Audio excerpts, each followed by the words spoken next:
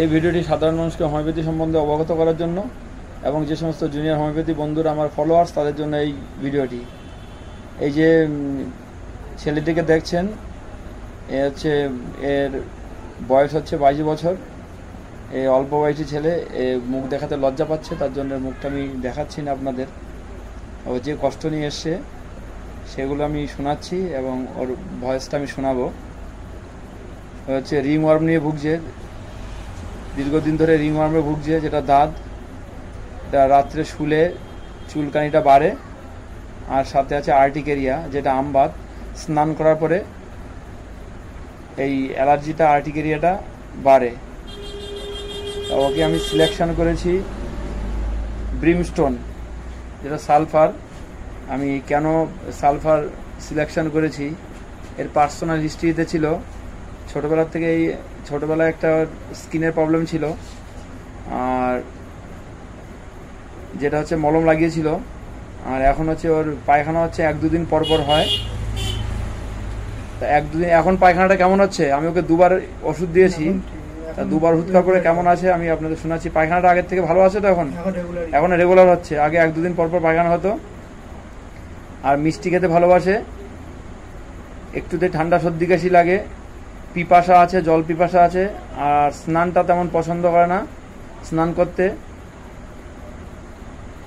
আর তুমি জামা কাপড় জিনিসপত্র পোশাক আশাক তুমি গুছিয়ে রাখো না, অগুছালো থাকে, তাই তো?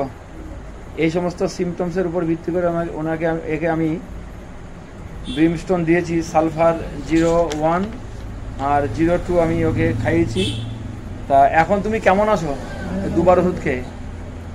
যে স্কিনের প্রবলেমটা তোমার, যে দাঁতটা অনেকটা কমেছে তো, আর যে স্নান করার পরে যে অ্যালার্জি হতো, আমবাতটা হতো, এটা অনেক কমেছে। তা ভিডিওগুলি এই কারণেই তৈরি করি, অনেক মানুষ হোমিওপ্যাথি সম্বন্ধে অবগত নয়, সেই সমস্ত মানুষরা হোমিওপ্যাথি সম্বন্ধে অবগত হোক। এবং অনেক হোমিওপ্যাথরা আছে যে 10টা-5টা করে ওষুধ দেয়। হোমিওপ্যাথির প্রিন্সিপাল হচ্ছে একটা সিঙ্গেল মেডিসিনের চিকিৎসা।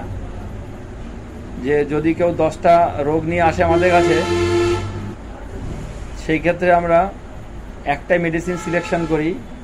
তার present complain, past history, family history, physical general, mental general, এই সমস্ত নিয়ে আমরা তাকে একটা ওষুধই সিলেকশন করি। আমাদের 10টা ওষুধ প্রয়োজন হয় না, ফাইল টনিক এই সমস্ত কোনো প্রয়োজন হয় না।